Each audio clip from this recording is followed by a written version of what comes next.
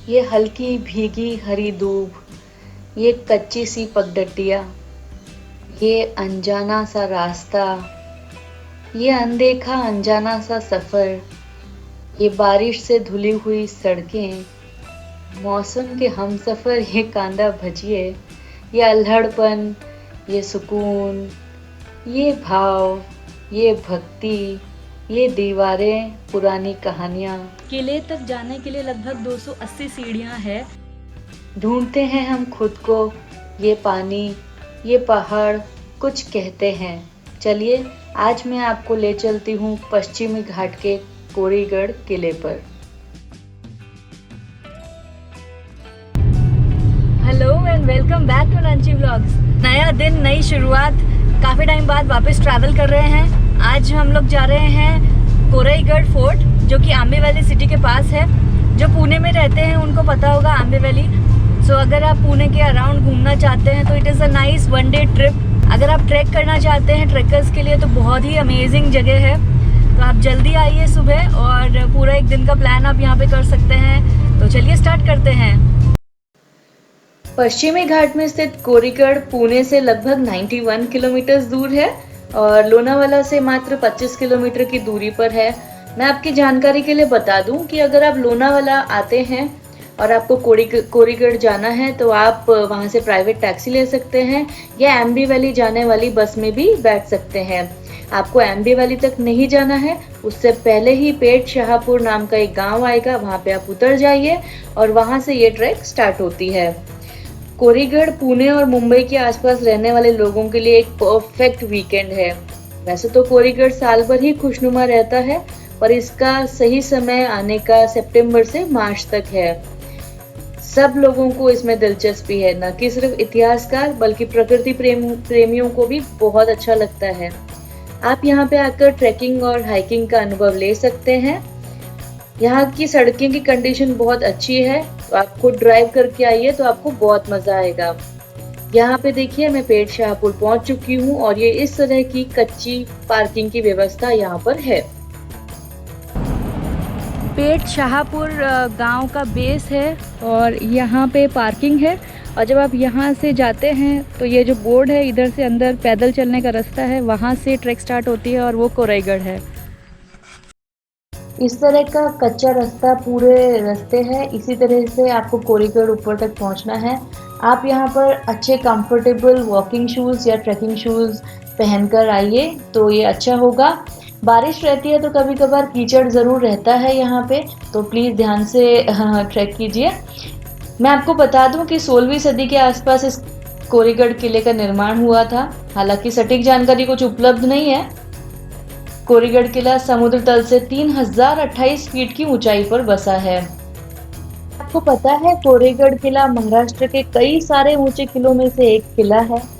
ये बहुत ही सीनिक है, आप देख सकते हैं हरियाली कितनी अच्छी है। यहाँ पे काफी सारा वॉक करना पड़ता है।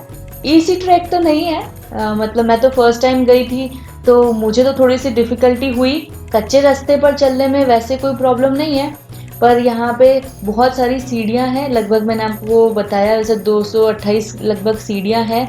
आप वो चढ़िए, बीच बीच में रेस्ट ज़रूर ले सकते हैं। तो इस तरह की कच्ची पक्की ट्रैक है और बीच बीच में आपको इस तरह के निशान भी मिल जाएंगे। कोरीगढ़ किले की तरफ जाने का रास्ता, आपको ऐसे लैंडमार्क्स मिलेंगे, आप उसी को फॉलो करते जाइए। तो कच्ची पगडंडियाँ हैं, बीच बीच में से आपको जंगल का रास्ता मिलेगा जहाँ पे पेड़ बहुत ही ज़्यादा डेंस है। ये बहुत ही मज़ेदार एक्सपीरियंस है अपने आप में। अगर आप अच्छे ट्रैकिंग शूज़ पहन कर आते हैं तो बहुत कोई प्रॉब्लम नहीं होने वाली है। मीडियम फिटनेस के लोग इसको आराम से कर सकते हैं, लेकिन पहली बार जो कर रहे हैं उनके लिए थोड़ा सा टायरिंग हो सकता है, थकान वाला हो सकता है। मतलब मैंने भी काफ़ी बार ब्रेक लिया बीच बीच में। तो कच्ची पगडंडियाँ पार करके हम लोग फाइनली इस सीढ़ियों के पास आ चुके हैं। ये एक बोर्ड है जिसपे हिस्ट्री लिखी हुई है। किले तक जाने के लिए लगभग 280 सीढ़ियां हैं। इन सीढ़ियों पे चलना फर्स्ट टाइमर्स के लिए थोड़ा सा थकाने वाला हो सकता है, बट जो व्यूज़ हैं वो टोटली वर्थ हैं। बारिश के टाइम पे यहाँ इन सीढ़ियों पर से पानी बहता है और बहुत ही अमेजिंग नज़ारा होता है। तो पहली ये हम लोग गुफा देख रहे हैं इस तरह की। जब आप सीढ़ियाँ ऊपर चढ़कर जाते हैं तो सबसे पहले एक पड़ाव आता है जहाँ पे इस तरह की गुफा आपको दिखेगी। बाहर बैठने की स्पेस है, आप वहाँ बैठ सकते हैं। और इस तरह से जो पहला गणेश मंदिर आता है, यानी कि जो पहला मंदिर आता है वो गणेश मंदिर है। यहाँ के दर्शन करके आगे चलते हैं। पहले के ज़माने में इस तरह की छोटी छोटी गुफाएं या स्टोरेज स्पेसेस बनाई जाती थी। बारिश के टाइम पर इसमें ऊपर से पानी बह रहा था, बहुत ही अमेजिंग लग रहा था। अंदर चलते हैं तो आपको एक वाटर टैंक दिखेगा। तो ये देखिए, वाटर टैंक में पानी के स्टोरेज की व्यवस्था थी। पहले के ज़माने में इस तरह की सुविधाएं बहुत होती थी। तो चलिए अब आगे चलते हैं।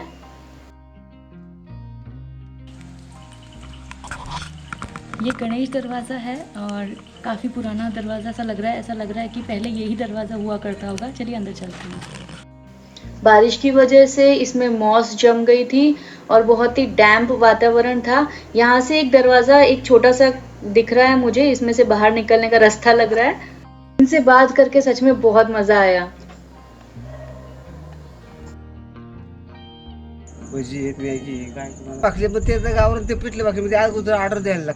लकीली जब हम ऊपर जा रहे थे तो पंडित जी हमें दिख गए और इन्होंने हमें मंदिर। चलिए आगे बढ़ते हैं। सीढ़ियों का ये आखिरी पड़ाव है। इस तरीके से ये मुख्य प्रवेश द्वार आ जाता है। कोरेगढ़ किले का मुख्य दरवाज़ा जो है उसे गणेश द्वार भी कहा जाता है। ये बहुत ही मैसिव और ह्यूज है। इस तरह की दीवारें, ये दरवाजे, ये कहानियाँ बहुत कुछ कहती हैं। इस किले में बहुत सारे आपको बुर्ज दिखेंगे। आप थोड़ा आगे चलेंगे तो आपको इस तरह की एक गुफा भी दिख जाएगी। मैंने लोकल से बात की तो पता लगा कि यहाँ पे 6 बड़ी तोपें हैं। सबसे बड़ी जो तोप है जिसका नाम लक्ष्मी तोप है वो कोरेग माता मंदिर के बाहर है। सबसे पहले हम लोग शिव जी के दर्शन कर लेते हैं। उसी परिसर में आपको ये 4 तोपें दिखाई देगी। तो चलिए मंदिर के अंदर चलते हैं। बहुत ही शांत वातावरण और एकदम पौराणिक कालिक ये शिव मंदिर। चलिए हम लोग बाहर चलते हैं, मौसम का आनंद लेते हैं। चलिए। ये महादेव जी का मंदिर है जहाँ पे हम लोग जाके आए। और ये एक तालाब है, यहाँ बीच में गैप है और यहाँ पे दूसरा तालाब है। कांदा भजी ऑर्डर की है क्योंकि अगर पहाड़ पे आए और कांदा भजी ना खाए ऐसे कैसे हो सकता है। और ये हमारा व्यू है। ये आप नज़ारा देख रहे हो, कितना अमेजिंग है, कितना क्लियर है। 10 मिनट में हमारे सामने सामने ऐसा हो गया, शानदार।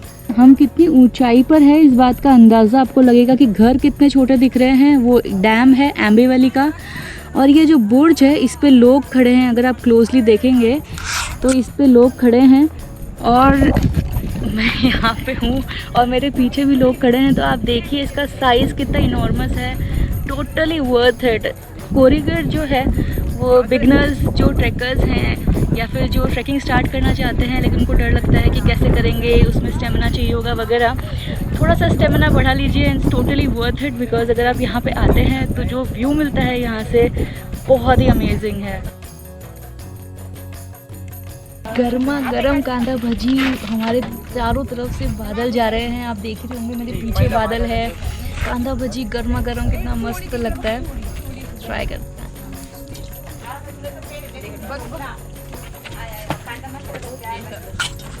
I can't resist.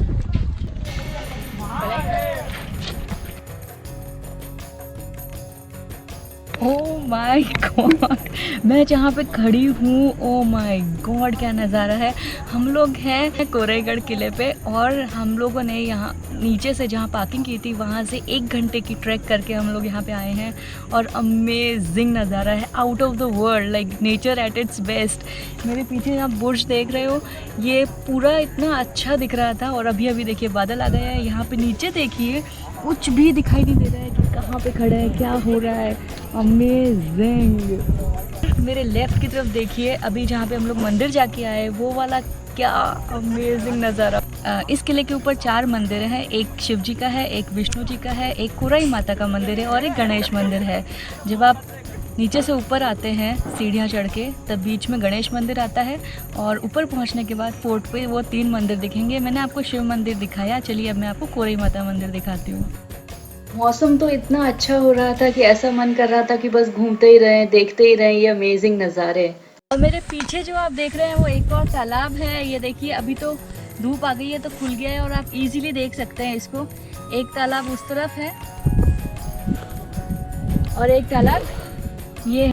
कोरे माता जी मंदिर से पहले हमें रास्ते में ये विष्णु जी का मंदिर दिखा, तो पहले हम लोग यहाँ पे दर्शन कर लेते हैं। अब हम लोग आगे बढ़े हैं।